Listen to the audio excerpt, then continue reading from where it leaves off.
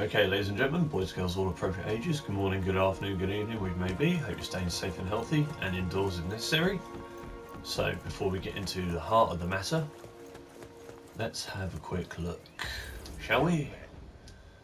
We have 1 day and 9 hours left till the end of this hunt pass, the Alchemy of War. So, get what you can. Now there goes a stylish slayer. Hang on, I only just woke up. Still only halfway through my first coffee. Now, where were we? Ah, yes. So, this is the week that the Monster Hunter movie is due to release. Apparently, anyway. Now, disclaimer. I have not played the new Monster Hunter World. The Monster Hunter series has been out since, what, 2004? First game launched on PS2, I believe. Now, I've not played Monster Hunter World, mainly for the sheer fact that I have a full-time job and too many games as it is that I still need to go through, and plus I've got a couple of other projects and things to deal with in terms of family and outside of gaming life. If I didn't have any of that, I probably would, because I've watched a bunch of Monster Hunter playthroughs and they look like fun games I would enjoy and lose a lot of time to. And that's probably why I'm doing this video in Dauntless, just because it's another like behemoth slaying, monster killing game where you kill, loot, craft, repeat. But the Monster Hunter movie, directed by Paul W.S. Anderson. If you've seen the trailers and you picked up what I did, then you can see how it's going to end. And you can see how it's going to be left open for a sequel and be turned into another franchise like he did with the Resident Evil series. Now, saying that, the Resident Evil series made, what, over $1 billion? So, it made its money. I'm not sure how much of a profit it made, but it made something. And also, Paul W.S. Anderson didn't direct all of them. The second one, Nemesis, was actually directed by Russell Mulcahy, who directed Highlander. Believe it or not. Yeah. I'm shocked as well. And their defense, the Resident Evil movies had their moments that paid homage to the game, but they were still also very, very flawed. And Monster Hunter World, the Monster Hunter movie looks like it's going to be no exception. And I know people are outraged, and I know Monster Hunter fans are not particularly happy because it's all military crossing over into another world and yada yada yada. You know, and then there are some people saying it's just going to be another dumb fun action movie, not to be taken seriously. And I can see both sides of the argument. The other reason they can get away with that, more or less, or the way they get away with it for most video game based movies, is they use the word based. They always say based on. Based on. Which has always been something that made me go, it could be good, but I highly doubt it. But yeah, it's not going to really make any money because look at what's been going on this year. I don't see really many people going to the cinema to watch it. And it got me thinking about why people just look at video game based movies and have doubts straight off the bat. Let's skip that because I did not mean to click that.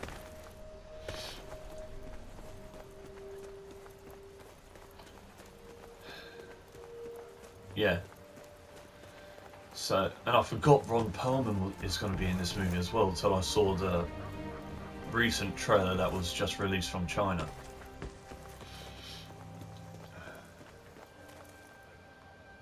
So Hellboy is also in Monster Hunter. Tony Jaa, Jesus Christ, what are you doing, Tony Jaa? Come on, son.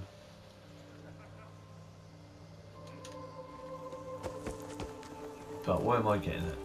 Yes, video game based movies. So Monster Hunter looks like it may be set up with sequels intent. And could be another franchise. Paul W. Sanderson, like with Resident Evil, claiming he's been a long time player of the games, but why don't you just make a proper Monster Hunter movie then? Instead of putting your own little twist that's separated the fans from wanting to watch it and not wanting to watch it. You know, it's not that hard. And it got me thinking about everything else that came out video game based. Let's go through the list. Alien vs Predator. The first one was a Paul W. Sanderson movie. I can see where it paid homage to the Alien vs Predator universe, but I can also see why people didn't like it. The second one was directed by special effects people, and they tried to make it R-rated just to show off the ferocity and the nature of the Outchat and the Xenomorphs, and I get it, and I enjoyed that as a dumb fun action movie, to be honest. I didn't see it as a sci-fi horror. And the fight between the Predator and the Pred-Alien was funny. It was exciting to see that it was going to happen, but I thought there was going to be more to it. The Doom movies, well, the less said about them, the better. Far Cry. Uwe Boll has a history of fucking up video game based movies. He did Far Cry, he did Alone in the Dark, he did House of the Dead, and they were all garbage. I think even House of the Dead used parts from the video games in the movie as well. That's how bad that was. And I think Alone in the Dark with Christian Slater, Stephen Dorff and Tara Reid, they all just needed to pay rent at that time in life. Mortal Kombat. Ah, yes. Mortal Kombat, the first movie, was fantastic. It's still, to this day, in my opinion, the best live action version of Mortal Kombat we've ever had. It's better than that TV series Mortal Kombat Conquest. It's better than Mortal Kombat Annihilation, which was its sequel. It's better than the Mortal Kombat Legacy series, which was something I enjoyed at first, but then as I watched it more, realised how flawed and bad it was. It had a great cast. You know, you had Michael Jai White, Jerry Ryan, Darren Shalabi, rest in peace, Mark Dacascos, Cary Tagawa came back as Shang Tsung, Brian T as Liu Kang, Casper Van Dien as Johnny Cage. You know, everyone looked good except for Sub-Zero because he looked like he just come out of X Games, and Baraka looked like a reject for Jeepers Creepers, and Ermac just looked like a zombie warlock. It was immensely, it tried, but it was flawed. It had its issues. But the first Mortal Kombat movie was directed by Paul W.S. Anderson. And he killed it in the game with that, let's face it. The plot was kept simple, the characters we all knew, and we got to see a bit of a backstory for them. The casting was great. It was probably one of the best live action video game adaptations we've ever had. What other garbo did we get? I'm just going through my list of games that I have here and trying to figure out what we did have and what we didn't have. I'm surprised we haven't had a Wolfenstein movie yet. Oh shit, we're gonna get that now. I've opened my mouth. Assassin's Creed, never watched it, heard it was garbage. There was talks of Bioshock, but thankfully that never happened.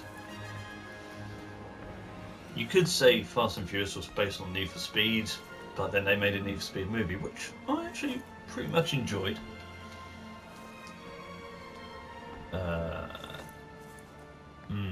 There was talks of a Dead Space movie, thank God that never happened.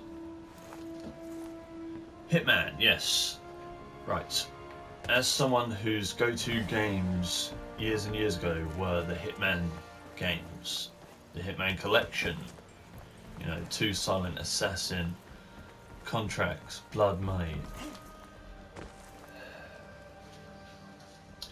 Absolution. I had to remember what the name of that title was. You know, the first one was okay. It also tried to pay homage and have hints of the game in it.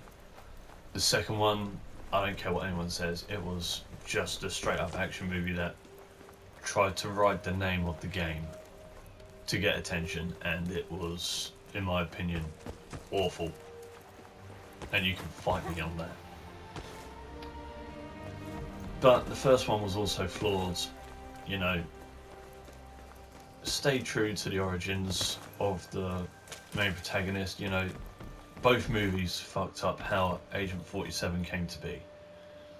Max Payne was meh at best. I wouldn't mind seeing a Payday movie, to be honest. And I'm not going to include Transformers in this because, you know, Transformers has been around for that long. And actually, yeah, because of live action, yeah. The first one gets kind of a pass just because it introduced the world to Megan Fox.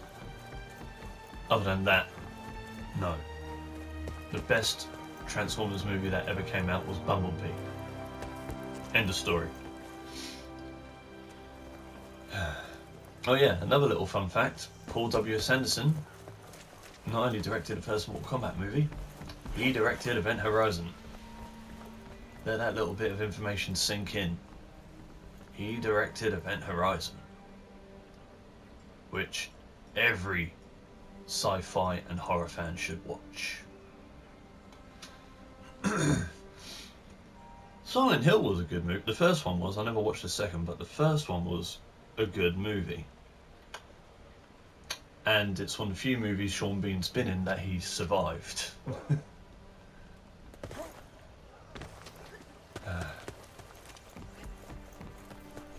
But yeah, you know, you go through the list of video game based movies and you can only find a handful that you would say are decent.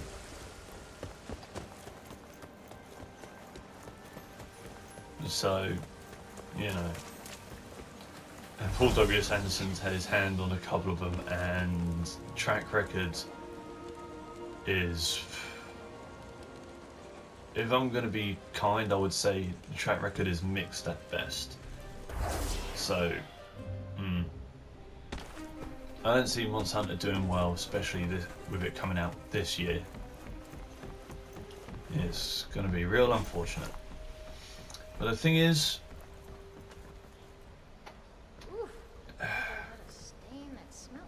you know, some of these video game based movies shouldn't be movies. They should be like a TV series or a Netflix series. Like Mortal Kombat, even though they've already tried it, but they just needed to do it properly, is it could have been a TV series based around the tournament. With more of the characters. You know, it would have been a simple formula and it would have succeeded. Monster Hunter or Dauntless, for example, if they ever touch this game, could be a series building up character history, and you get a chance to see all the monsters. Hitman should have been a series. Doom should have just been done better on both occasions.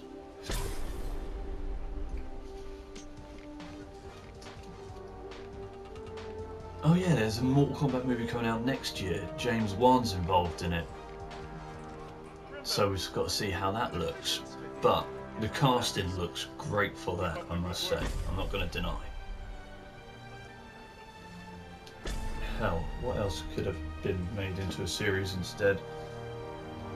There's a bunch of games out there that have had movies that could be based on a series. Far Cry should have never been touched though. Street Fighter got made into a movie, didn't it? Jean-Claude Van Damme. That should have been a series. Tekken. Jesus Christ. That should have been a series. And that had a great cast, but it was just bad.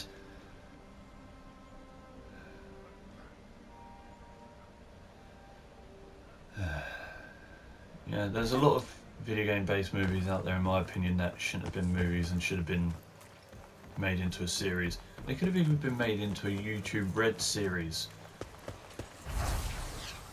Because you look at all the people that play these games that have a deep knowledge of the games.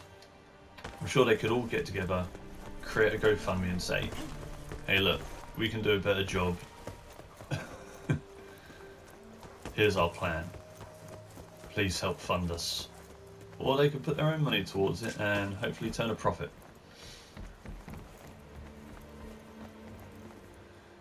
But anyway, that's my little opinion on Monster Hunter and video game based movies. Maybe next year I'll give Monster Hunter World a shot. Once I finish getting rid of everything else that I've got to go through. But we've got Christmas coming up, so I know that's also going to be a pain in the ass. But that's all for today, and I shall see you all later.